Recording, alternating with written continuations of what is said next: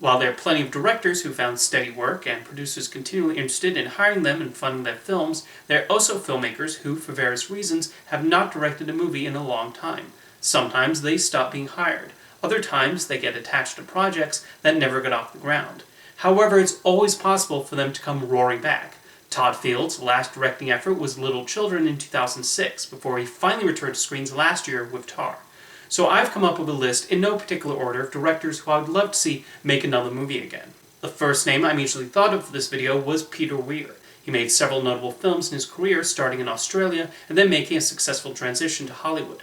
His movies have included Picnic at Hanging Rock, Green Card, and The Year of Living Dangerously, and he received 4 Best Director Oscar nominations for Witness, Dead Poets Society, The Truman Show, and Master Commander: The Far Side of the World. Following The Way Back in 2010, he has not directed a movie since, without any explanation as to why.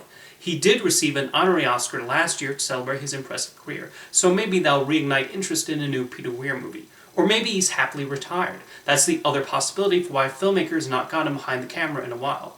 Another director who came to mind is actually someone who served as Weir's assistant director on the Cars at 8 Paris, and that's Chris Noonan, who has had an unusual career. After several years directing for television, he made his feature directing debut with the hit family film Babe, which he also co-wrote. Noonan is probably the only person who can say they've gotten an Oscar nomination for directing a talking pig movie. You would think the amazing success of Babe would be his big break, and yet it wasn't. According to Noonan, he got plenty of offers but kept waiting for a script that he truly loved. He even turned down the opportunity to direct Saving Private Ryan. He was also annoyed with George Miller getting most of the credit for the success of Babe, which is why he did not direct the sequel. He finally found something that interested him when he got the script for the Beatrix Potter biopic, Miss Potter. Even though Noonan had a couple of other projects he wanted to make, they never went past the development stage, and his only directing credits since Miss Potter have been a couple of Australian television shows. I do hope we see his name on a movie again one day. The next person who surprisingly has no directing credits since his last movie is Kevin Lima. He has directed quite a few beloved films, including a Goofy movie and Tarzan. However, the last film he directed was Enchanted, which was a major critical and box office success.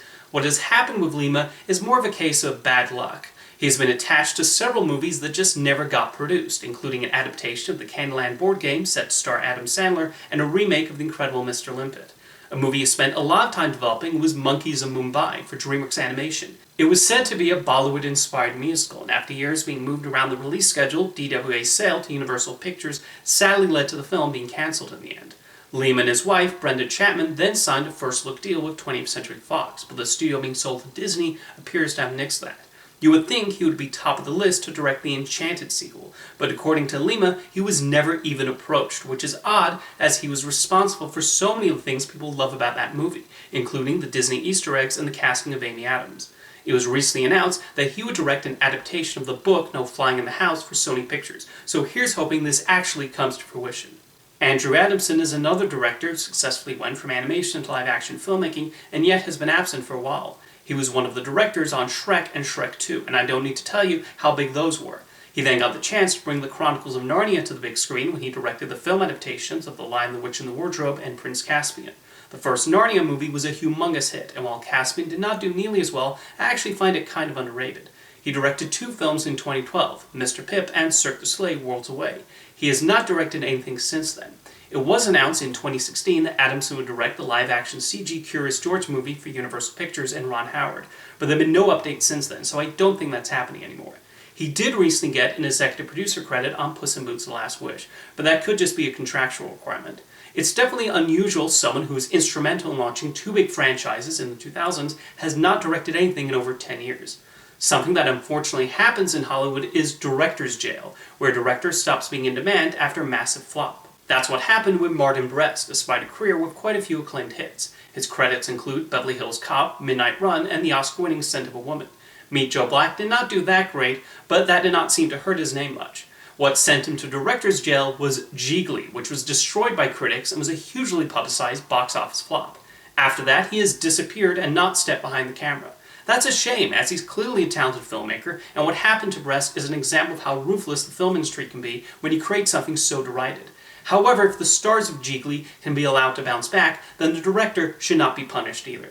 Frank Darabont is a director who has gotten a lot of acclaim for Stephen King adaptations. The Shawshank Redemption is now considered one of the best movies ever made, and The Green Mile and The Mist were also well received. However, he has not directed a film since The Mist in 2007.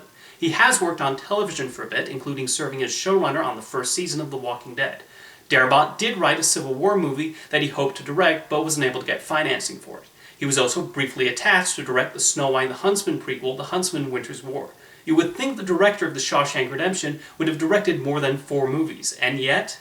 Someone I would love to see direct another major movie again is Joe Dante. Dante's become a beloved director for those who remember enjoying his cartoon-inspired comedies in the 80s and 90s. In addition to hits like Gremlins and The Howling, Dante brought us cult favorites like Inner Space, Matinee, and Piranha.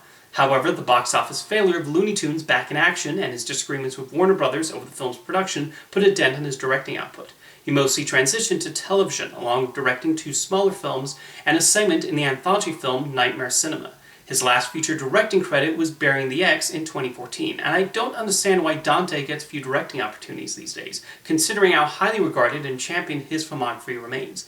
He is currently serving as a creative consultant on the upcoming Gremlins animated series Secrets of the Mogwai, so that's nice to see at least. Someone with a similar sensibility and admiration for his 80s and 90s movies is Frank Oz. He is of course best known for his work with Jim Henson and the Muppets. However, he also built a successful directing career away from Miss Piggy with the likes of Little Shop of Horrors, Dirty Rotten Scoundrels, What About Bob, In and Out, and Bowfinger. Hollywood appeared to turn their back on him after The Stepford Wives, which dealt with a notoriously challenging production and studio notes that resulted in confusing cuts. Even though he scored a hit with the British comedy Death at the Funeral that did not lead to a string of offers, he did almost direct a new Muppet movie for Disney, but they decided to go with Jason Segel's pitch instead. Oz has directed a few documentaries in recent years, but Death at the Funeral remains his final narrative feature film for now. A director who got a lot of acclaim for his documentaries and comedies is Terry Szwigoff. Crumb, his documentary on underground cartoonist Robert Crumb, especially shot him to the big time. He then directed the movies Ghost World and Bad Santa, both which still maintain a following to this day. Art School Confidential was not well received, although the main reason he has not directed movies since then is his dissatisfaction with the scripts offered him.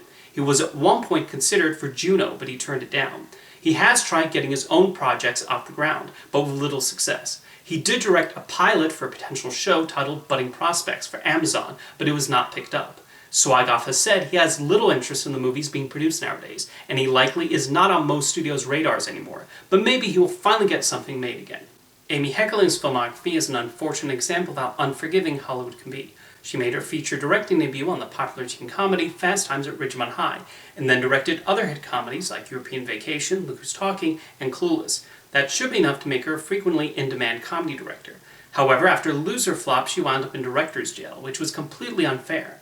Her next film, the romantic comedy I Can Never Be Your Woman, starring Michelle Pfeiffer and Paul Rudd, was released direct-to-video in most markets, including the United States, and Vamps was given a very minimal theatrical release. Heckling has done some work for television in the years since, but someone who made so much money for studios really did not deserve to be cast aside like this, and should receive another opportunity to show her obvious talents. Another director in a similar boat is Penelope Spheeris. After she began her directing career on documentaries and low-budget indie films, she scored a big success with Wayne's World. Despite her work on that film and directing iconic moments like the Bohemian Rhapsody scene, Mike Myers seemed to get most of the credit for it. After that, she continued to direct comedies, but it never seemed like Hollywood was giving her the best projects to work with. The Beverly Hillbillies, anyone? Little Rascals does have a following among those who grew up watching it, though. Her last directing credit was a Lifetime Christmas movie titled The Real Saint Nick in 2012. For years, she actually tried to make a Janis Joplin biopic, which had Zooey Deschanel attached at one point. However, it never happened. Penelope Spheeris is someone who should have gotten better opportunities after directing one of the most beloved comedies of the 90s. Most people know Danny DeVito as an actor, but he also had a great directing career for many years. After directing the made-for-television movie The Ratings Game, he made the dark comedy Throw a Mama from the Train. He followed that up by directing The War of the Roses, Hoffa, and his most cherished and fondly remembered film, Matilda. He established himself as a filmmaker with a unique artistic eye and way of mixing various tones. However, after both Death to Smoochie and Duplex became critical and commercial disappointments, studios stopped hiring him to direct. He has done some short films, and he also directed a horror film titled Saint Sebastian, set in a post-apocalyptic Russia. That movie was filmed all the way back in 2011, though, and has never been released. DeVito proved himself a talent behind the camera, and it's surprising to me he has not directed more movies. The last director I want to mention is John Waters. More often than not, he always had an audience for his twisted and filthy movies, and while he has always kept himself busy, the last film he directed is A Dirty Shame in 2004. After the release of that film, Waters has said he had difficulty getting financing for his movies. However, it was recently announced that he would direct a film adaptation of his book, Liarmouth, A Feel-Bad Romance, for Village Roadshow Pictures. Here's hoping that leads to a string of new John Waters films. Now let me know in the comments what other directors you would like to see make a comeback, and I'll see you next time.